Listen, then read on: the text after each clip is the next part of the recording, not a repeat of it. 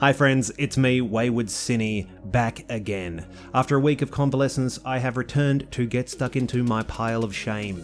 But before I do, I'd just like to remind you that not only do I review games, but I also stream them over on Twitch TV.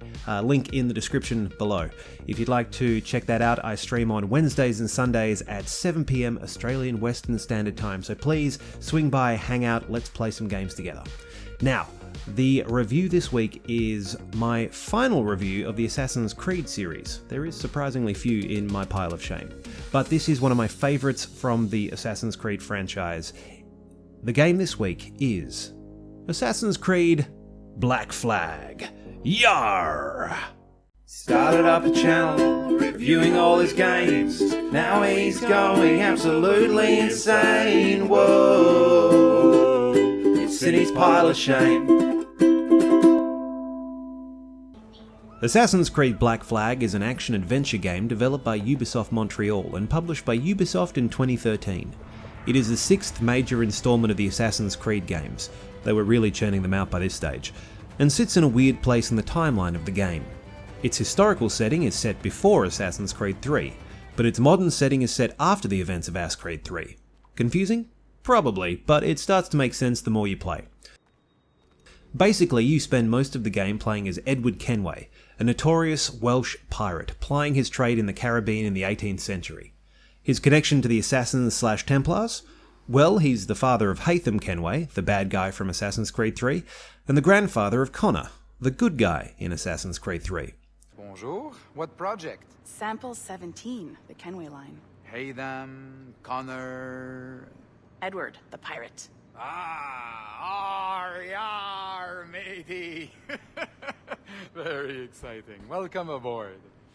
In this game, however, you are hell-bent on finding some precursor observatory, fame and fortune, and kicking some serious butts on the high seas. The game is, as always, a large open-world exploration and side quest bonanza. Oh, I forgot how big it is. But this time, there are ships, baby. That's right.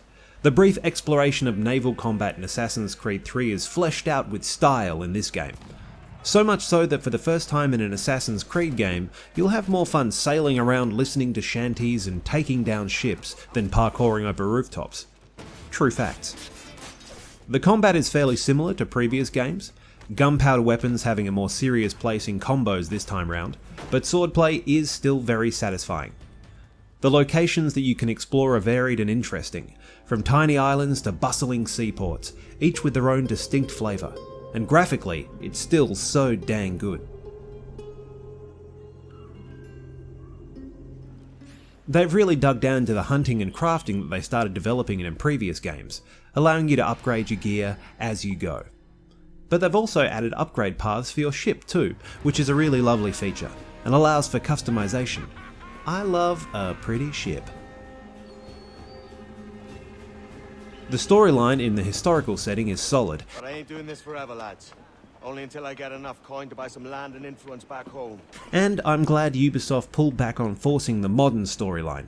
It's just kind of there if you want to engage with it, which is nice. Restricted. Plus there's pirates. I mean, come on. So cool. They also updated the recruiting system, which you'll need to man your ship or board other vessels. But you can also promote people as you acquire ships along the way to add to your fleet.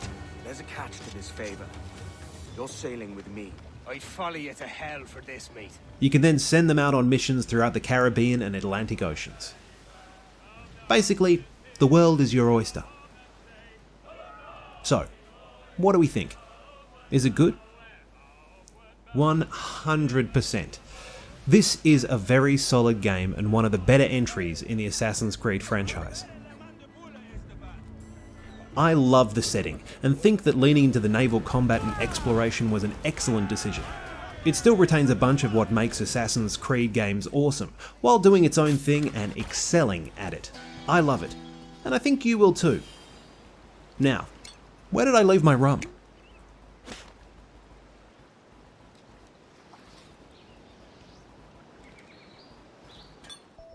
We done! That's it! Thank you so much for sticking around and watching the video. If you liked it, please give it a big old thumbs up and like it. If you would like to subscribe to the channel, you can be updated whenever I release new content. Just hit the subscribe button and then ding that little bell. If you want, you can follow me on social media. I have a Twitter down here and a Twitch over here, which, as I said at the top of the video, I stream on Wednesdays and Sundays at 7 PM Australian Western Standard Time.